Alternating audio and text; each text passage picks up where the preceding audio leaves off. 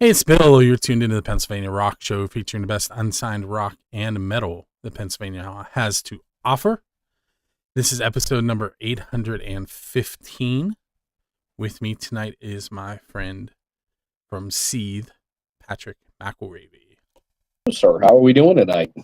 I'm doing well. I remembered how to pronounce your last name. I should get points for that. Yes, sir, indeed. To be fair, most, even after years, they don't catch it. It's okay. But I appreciate it. Well, being someone whose last name is mispronounced all the time, I try and get them right. My students have given up. They just call me Mr. D. It works. It does. It goes off the tongue rather nicely. It's good. Yeah. It's good. Unless I ignore them, then I hear my full last name. It's kind of like, when your parents say your whole name. So it's like, oh. So it's been a while since you've been on. It has been a minute. Yes, sir. Yeah, we were just talking. I think, like I said, I don't think I've done a podcast since. It's been about a year now since I've done anything like this. So that makes sense because you gave me like a year's worth of music last time. Yeah. And then the last time I seen you was the year before, whenever we did the Millville Fest in 2024 in May. Yeah, which that's hard to believe. That's been 2 years already. I was trying to find photos from that, and then I remembered I didn't actually take them. I just sat there and watched. I was like, I know I was there. I know I saw him on that bar. Yep. Yeah. No, yeah, that's hard to believe. That's been almost 2 years ago already. Insane. But that's his life. So you sent me a lot of music. Let's see. Is it 1, 2, 3, 4, 5, 6, 7, 8, 9, 10, 11, 12 songs? You could have done that before I started counting out loud. Off of, let's see if I have Ethos and Swan Songs, a collection of burdens gathered amongst 2025. Yeah. Yes, sir. Yeah. So that title, that album title is longer than some of your songs are. It's true. It's true. Well, it's as you know, with this industry, this line of work, everything is ever changing. The only thing that stays consistent is change itself. So, for example, like when I started, we'll say anything I've been involved, Seethe, 9-Stitch Method, whatever. I've always been I want to make an album.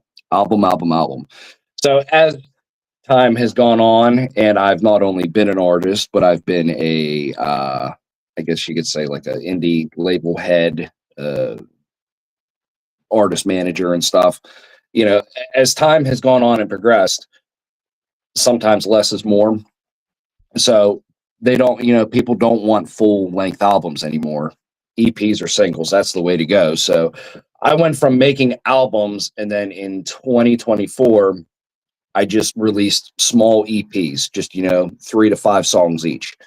And then last year, I didn't drop any EPs, didn't drop any albums, just single. And it came time, I had the song The Benevolence of Lunacy in the 21st Century. When me and Richie Wainwright had made that at the tail end of 2025, I wanted to wrap it up into a package, to just like a time capsule, just to showcase everything that I did in 2025. So kind of milk one last little hoorah out of that batch of songs before I start moving on to new releases and projects I got going on in 2026. Yeah. So since you said that, what do you have planned for 2026? Bill, I'm going through my get off my lawn phase right now. So, okay, we'll back it up. Okay, so I'll preface it with this. So I experienced tonight with my son a generational gap. So my son, every day Monday through Thursday, every week, he has definitely one homework assignment every night, and he has to do his spelling words twice. So he came up from school today, He gets a snack. I said, "What do you got for homework tonight?" "Just my spelling words." He says, "Okay." He goes to do his spelling words and he says, "I don't have any paper to write my words down." And I say, "Go grab a tablet." And he's like, "Tablet?" I'm like, "The notebook."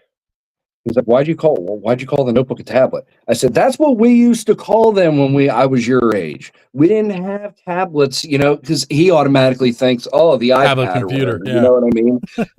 Yeah, no. So everybody, it's obviously the beginning of the new year and everybody has their goals and whatnot. And I was like, I'm going to do this, this, this, and this.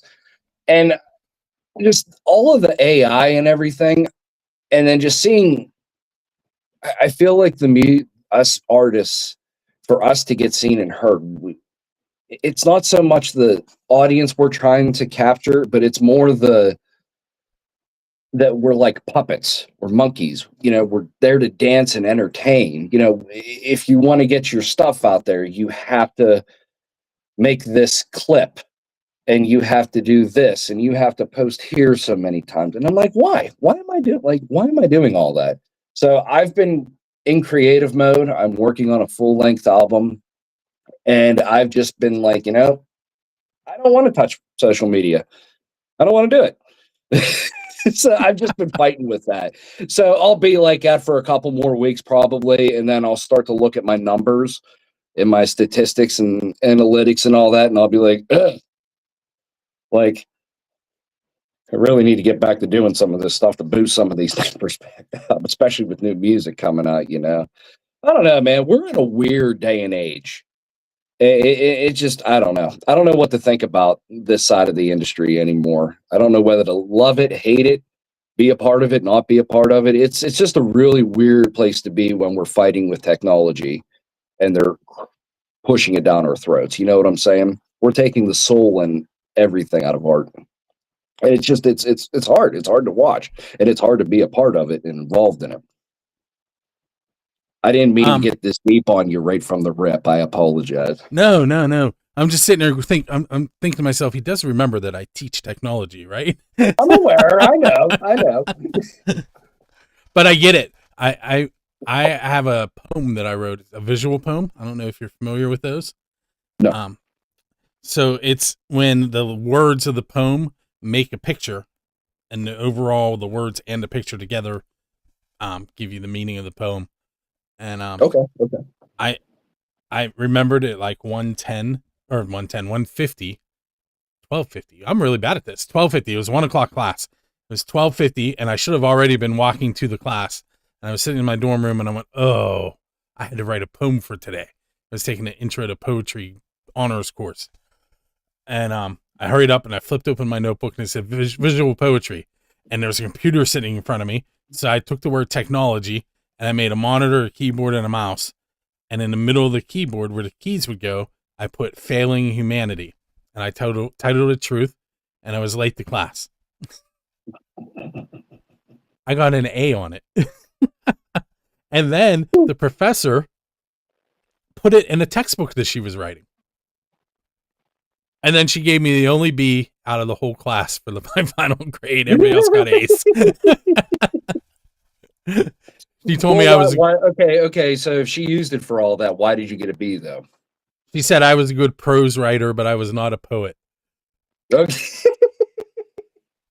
But everybody else was like, I got an A. I'm like, yeah, but I'm getting published. Yeah. Well, it's all about that. It's all about perspective, right? Well, and here's the thing. My name is listed under Emily Dickinson in the index. Okay. So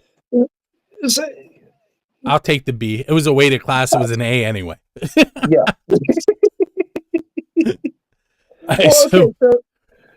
So let me ask you, because we're talking about technology and stuff. So I just kind of said from my end, like with you, because you're a school teacher, computer teacher, and you've been doing the radio show for what do you say this is 857, I think?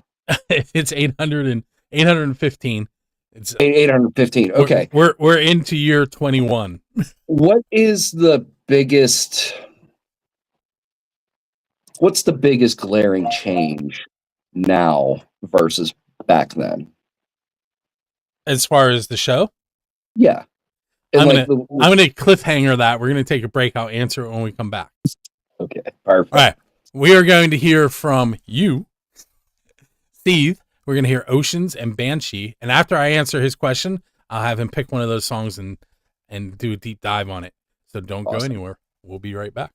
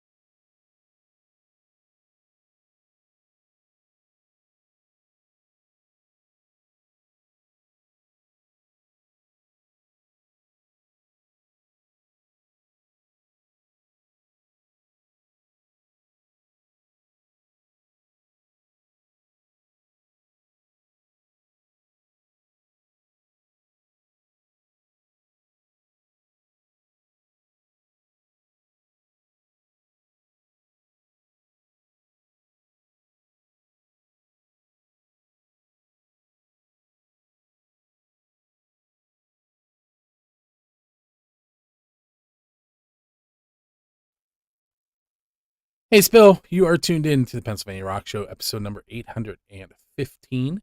I was asked a question right before the break. We're going to get to that. You just heard Oceans and Banshee by Seethe. And Patrick, the author of Seethe, is that a good word? The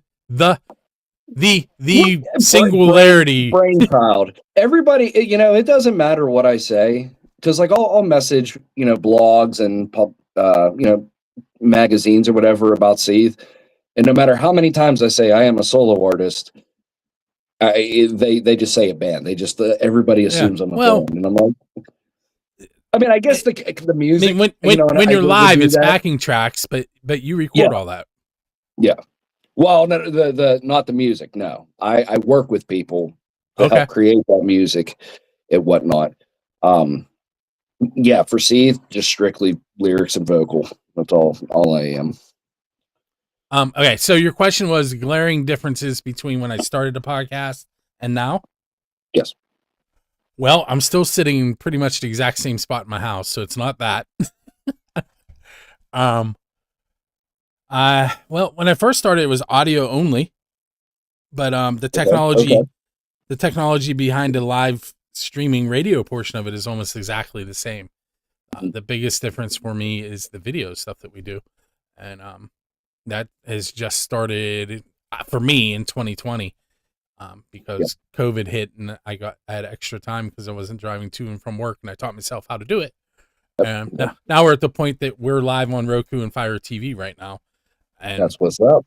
Yeah, I didn't know how to do that. I didn't know how to do any of the video stuff, and now I don't know, 300 episodes of video in, something like that. Well, would you say what this is year 21? 21 of the show. Yeah. And September 14th, 2025 was the 21st anniversary. Yeah, I've been spending a lot of time in this room. Okay, so which song would you like to tell us about, Oceans or Banshee? We'll go with Banshee. Banshee was that was a song that, because normally when I write, it's typically there's something bothering me or there's something just, it's just weighing heavy on you. It could be a good thing too. It's not always bad. It's typically just me venting to get off my chest. But no, I was working night shift and I came home from work and put on the TV and I was watching the movie Stranger Than Fiction with Will Ferrell. And I had kind of like, then I had a dream about it. It was just playing, but the movie's just more of a. There you go, madam. My cat, the doors are closed, and she's like, no, I've got to stay open. But I had a dream about the movie and different sequences from it, but it took like a horror spin. And then I woke up and I was just, looking for music to possibly purchase or work with from a different producer. And I came across that music and just these little vocal ideas. And I was like, oh, and once I started putting it together, the whole thing just kind of flew out, from me. I think that's the most addicting part about being an artist this many years into it, is it's that feeling of being able to channel something without, it just, whenever all the pieces fit, it all comes flying out. And it's just, oh, there's nothing like it. It's crazy. And then you're in the thick of it, you're doing it, and you're not thinking about anything. Just it's coming to life right on paper or on the computer as you're recording vocals or doing whatever. And then you sit back later after you're done with it and you're like, where did it even come from? What made me do that? Where, that's a feeling that I absolutely, it's a drug that I can't get enough of and probably never will. So you said you were looking for music. What's that process like? So it all depends. Because like for me, I have a bunch of different producer friends that, I've acquired and made connections with over the years. And, like for example, Gus Wallner from You Think Music, he does pretty much the last like 8 years. He's done just about all of my mixing and mastering. We've made tracks together from the ground up. He's given me music for Seethe. We put out a new song together this past year called RWYS, Reap What You Sow. So I do that, or like the Benevolence, the song that I just released last month. Richie Wainwright, he's a producer from over in the UK, very, very talented. He was like, I'm working on this audio production course and I'm doing nu metal. And I have this music, I love it, but I couldn't figure out who to do it.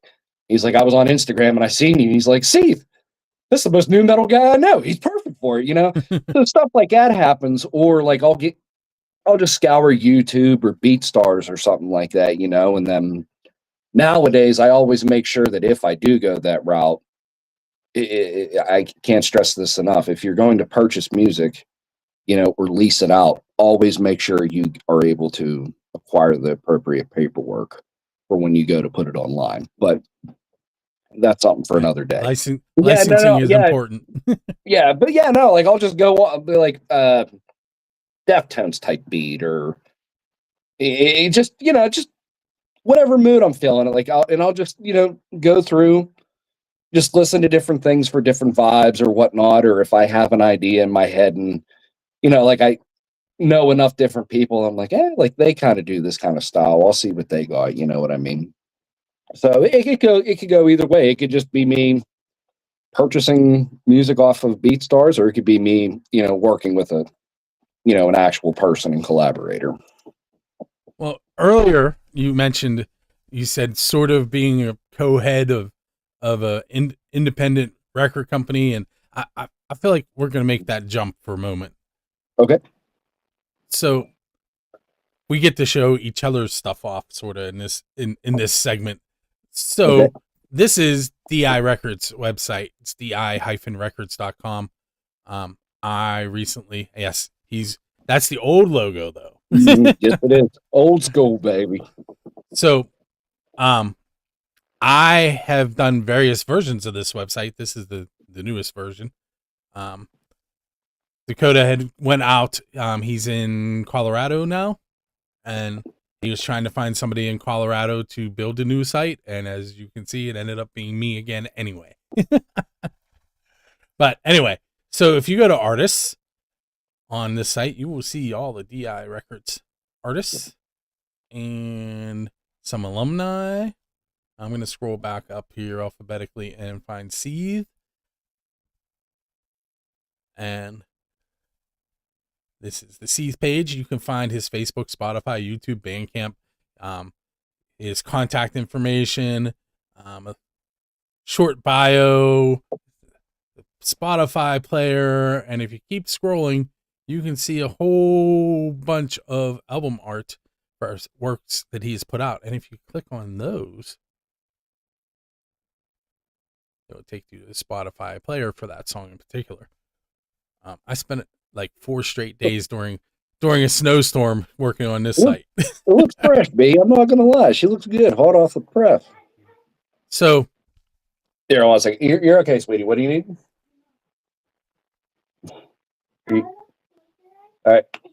Can you make this quick? Is this a story or something you need? I'll tell you. Yep. You can tell me afterward. Love you, bub. Yeah, you can play, bud. Go ahead. Boy, he come up the steps calling for me, and then he heard me, and he's like, like, what do you need? And then he starts telling me. So your children are clearly, and I know this, but younger than my children. Yes. Yeah, we got 3, 9, and 11. Yeah, I have 15, 15, and 17. Poor soul, you. Well, I'm just now starting to get into the thresholds of puberty, and I'm not ready. It is an exercise in patience that I never realized how short I was on it. Oh man. I've been teaching for years, so and like 6th, 7th, and 8th grade for a while. So that puberty thing is in my wheelhouse. Oh yeah. So you're a connoisseur. You're I don't know if I would say that. Not your first rodeo dealing with prepubescent teenagers and their tudes and attitudes when they're somewhere they don't want to be. Correct. All right, so let me bring it back to that screen. So we have like a minute. I haven't asked you any of my off the wall questions, and you haven't been on in like at least a year, maybe 2 years. Have I asked you the pizza question? I don't believe so. No. Wow, nobody's gonna believe that. Okay, so because you're a musician, what is the best pizza you've had? Best pizza I had. So it could be like at a recording session, at a show, to and from a show, anything music related. I'm going to say it's not the best pizza, but one of my favorite pizza places is Sal's right down there on East Carson. And the reason, like, it's good pizza, but it has the nostalgia of always playing down on East Carson. When, we get done playing, it's like, all right, we're just going to run down the block and go to Sal's and grab a piece of pizza just to eat real quick. You know what I mean? Like that nostalgia. I got to go with my wife. I think my favorite pizza is probably my wife's pickle pizza. Becca makes some bomb pickle pizza. It's good. So I've done the pickle pizza thing, but it's French bread pizza when I do it. That's good. Hey, if it works, it works. And I've had different iterations of it, and like some are really, really good, and some are just like they're not terrible, but they're just right. I could have done without it. But I'm gonna say pickle pizza. Becca's pickle pizza. We're gonna take our second break. We'll be right back with Seethe.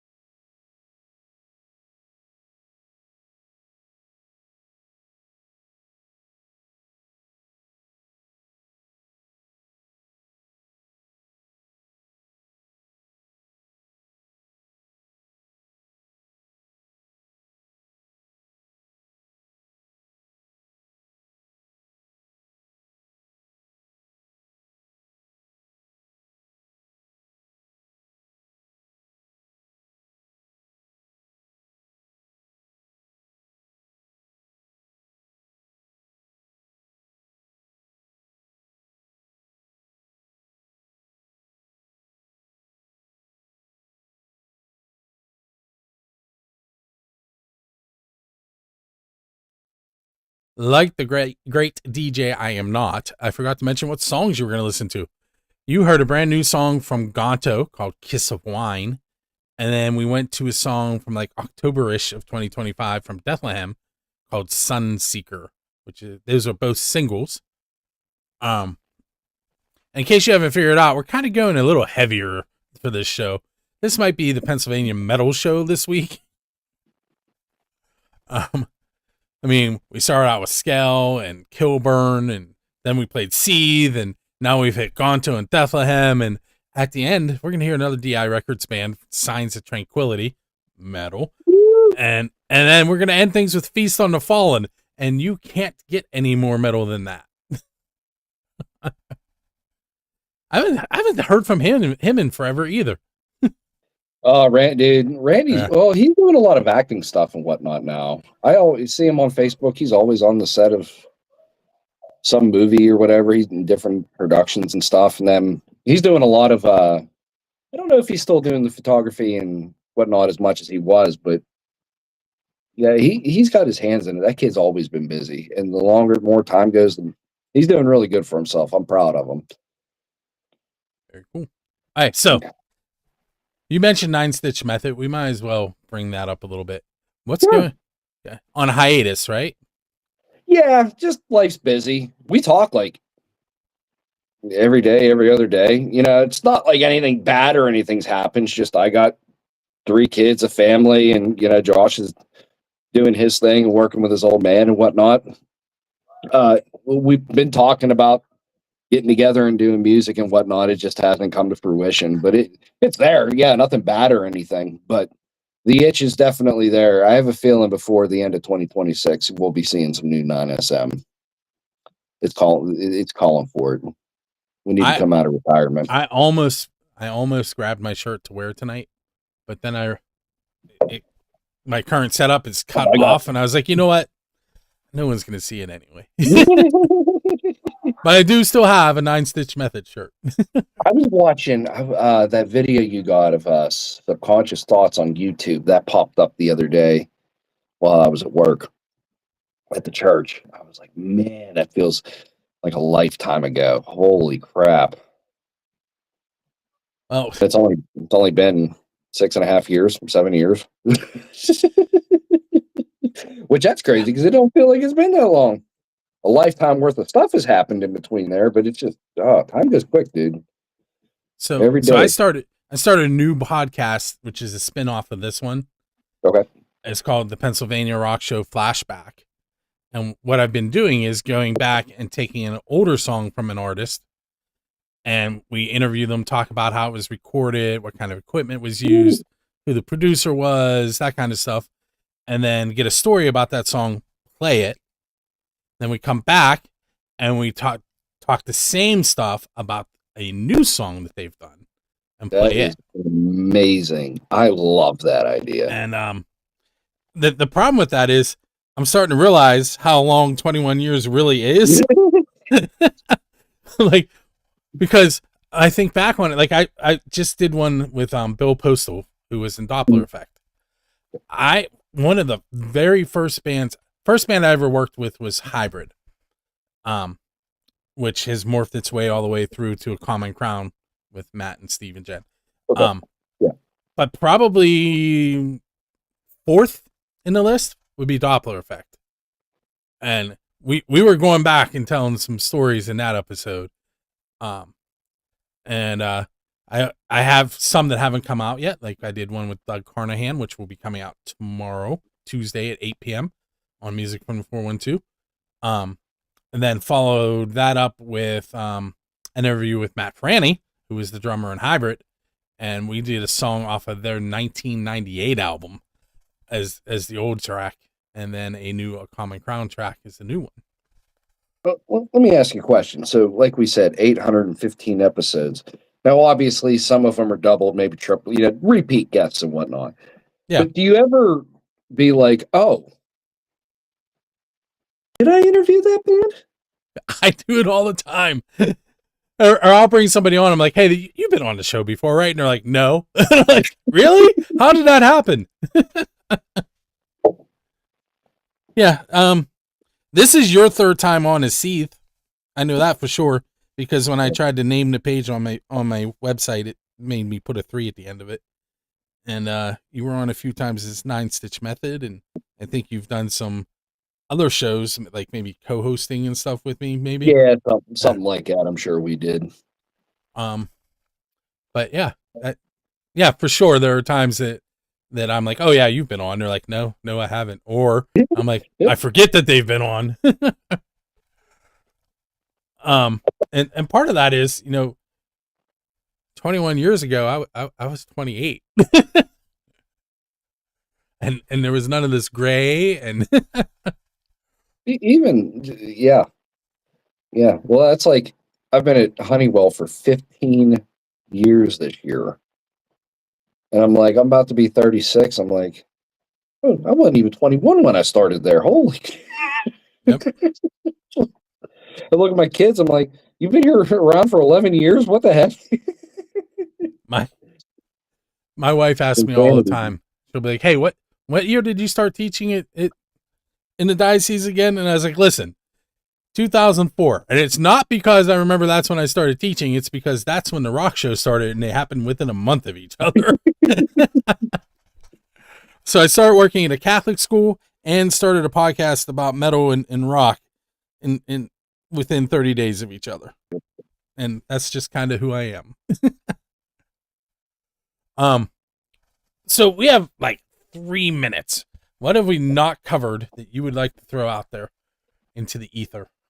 Well, like we said at the beginning, you can find me everywhere on all digital platforms.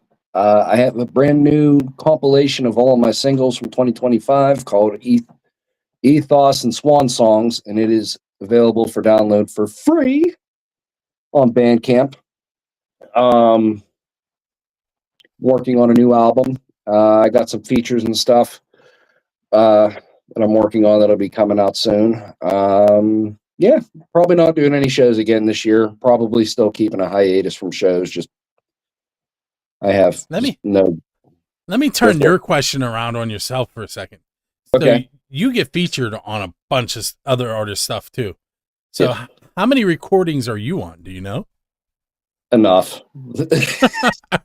I don't know. So that answer was no, I don't know. Down a lot just because, like, I feel bad because I don't have as much time as I did, years ago to put into it. And whenever I get a feature, like, I feel honored. But if it doesn't click, or if I get writer's block, or if it just isn't coming out, like, it ends up taking way longer than it needs to, and I feel that pressure. And that sucks the fun out of it. You know what I mean? But I don't know. A lot of songs though.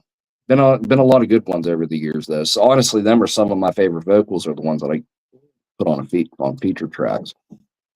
Now, when that happens, do you usually do the lyrical writing, or do they bring it to you? Most of the time, yeah. Typically, they just give me. I don't really think I've ever been given lyrics per se. Yeah, they pretty much just give me the topic and just tell me to go with it, which that's honestly, I like that anyway, because that's first and foremost, I'm a lyricist and a wordsmith. Writing's always been my thing. So if I'm going to say it, I want to say it the way I'm going to say it. Okay, so we're down to 1 minute. All right. A national TV station or streaming station, because you probably get more views that way, gives you 30 seconds to try and bring an audience to Seethe. What are you going to tell them about yourself? Oh, man. I'm sorry. Don't do this at home. Stay in school. Be good unto others. Do it because you want to, not because it's what's hopping or what's trendy and whatnot. That's all I got. That's all my brain's firing on right now with that. I'm I laughing. don't do well under pressure because I know we're running on the clock. I'm laughing because those words that you're using, those are skibbity. Don't get me started on skibbity. So the kids were, I don't know. There for a while, Jackson would be like, anytime he would ask me something, I'd be like, I don't know what the skibbity bibbity toilet you talking about. And he's like, that's not what it is, Dad. I'm like, what, skibbity bibbity? It's skibbity. Yeah, no. No. No. All right. So before we take that dive, we're gonna head off the air. We have 2 more tracks. I kind of teased them earlier. We're gonna listen to "Wake the Fire" by Signs of Tranquility and "Wastemoreland" by Feast on the Fallen here on the Pennsylvania Rock Show. I want to thank everybody for hanging out and listening again this week. And don't forget, each and every Monday there is a new episode of this, and Tuesdays are the release of the Pennsylvania Rock Show Flashback podcast. And when we hit summer, then 3 questions in a song will be coming back too. But if you are into local music, you want to head to musicfrom412.com. There's always something popping up there throughout the week, including new songs on the radio station and new videos on the TV side. We will catch you next time. It's that time of the night, right at the end of the Pennsylvania Rock Show, where I'm going to spin a wheel and Dresky Entertainment is going to hand 2 tickets to Slaughter to the name that appears on the wheel. If you're interested in winning tickets from Dresky Entertainment, courtesy of Music from 412, head to musicfrom412.com/contest. This particular show is Thursday, March 26th at Jurgles, which makes it 21 and over. It's Slaughter, Dying Breed, and Ringleader. Dying Breed is of this parish, which means that we played on the Pennsylvania Rock Show and Music from the 412.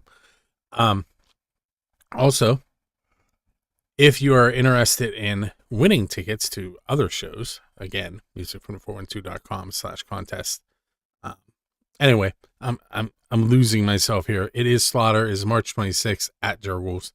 I'm going to hit shuffle 2 times for Keith and Justin, and we're going to find out who is winning those tickets to see Slaughter.